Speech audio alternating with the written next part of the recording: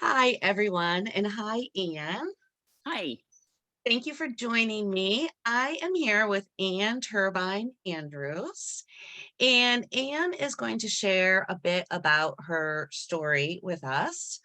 I originally met Ann when I was interviewing her for the about her Olympic career. Ann qualified for the 1980s Olympics in shot put, and I found her to be such an inspiration and also such a fascinating story. And so, since it is Sexual Assault Awareness Month, I thought um, it would be really helpful to other survivors to hear a little bit more about Anne's story. And fortunate for us, Anne is willing to share some. So, we've pre discussed and decided on some questions. And so, I'm just going to start right in. And so, my first question for you, Anne, is how did grooming begin and what did that look like? Grooming began in junior high. The person who assaulted me was a physical education teacher in my school, and it just kind of happened very naturally. Just would ask me questions about things, my family.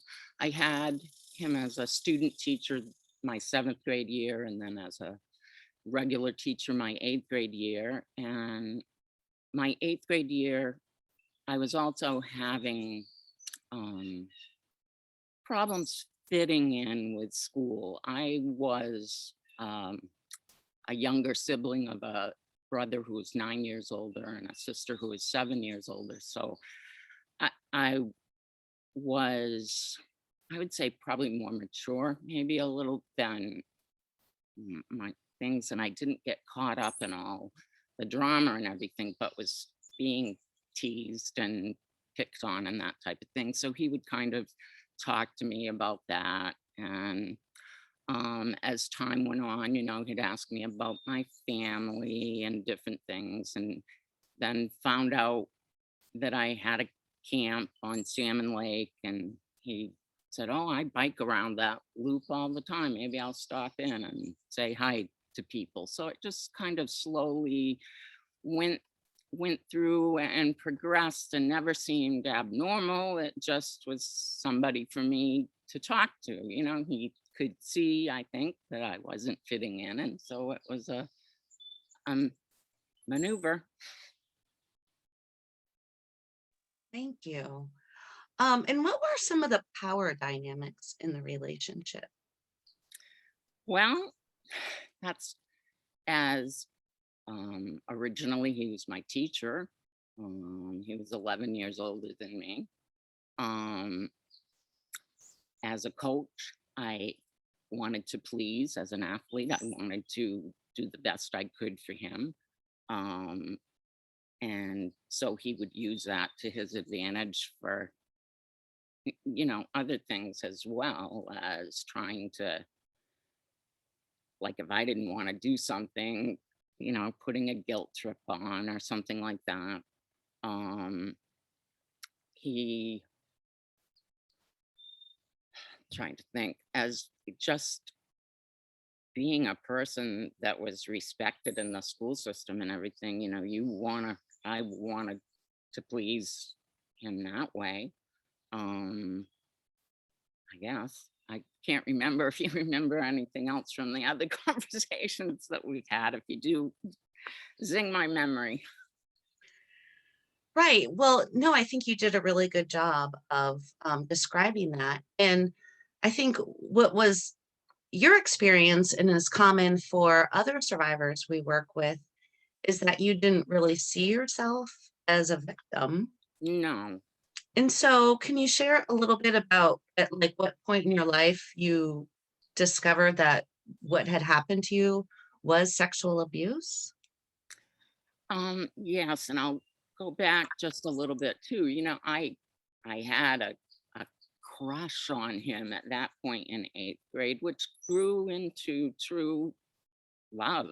I mean, I thought there was a relationship there, and that I was the person who was awful because I he was a married man and I was having a relationship with a married man.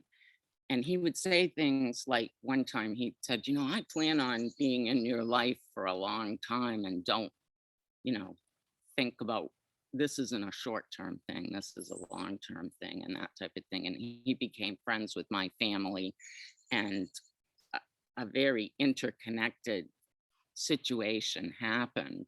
And now I've forgotten your question. It was at what point did you recognize that there was grooming that had happened and that it was actually sexual abuse? Not until I was 40 something years old.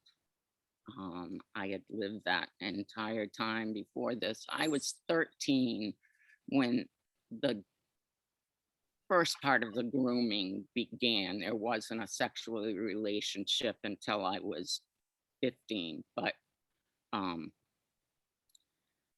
and I was taking a course for teacher recertification, and it was on sexual abuse because I thought that was something as a teacher I should really have an understanding about. And we had to read a book that was a research book that was done by a gentleman who went in to prisons, interviewing people who were in for sexual abuse and went through what they did, how they saw things, and the things that they would say, the things that they would do. And I just was flabbergasted. It was like this, oh my gosh, this this wasn't a relationship. This was sexual abuse. And we had to write a paper for that course on sexual abuse. And I couldn't write it after that. It was like there was this block in my head, like, why can't I do this? Because I could usually whip off papers fairly easily. And I had a friend who said, I'll help you write it.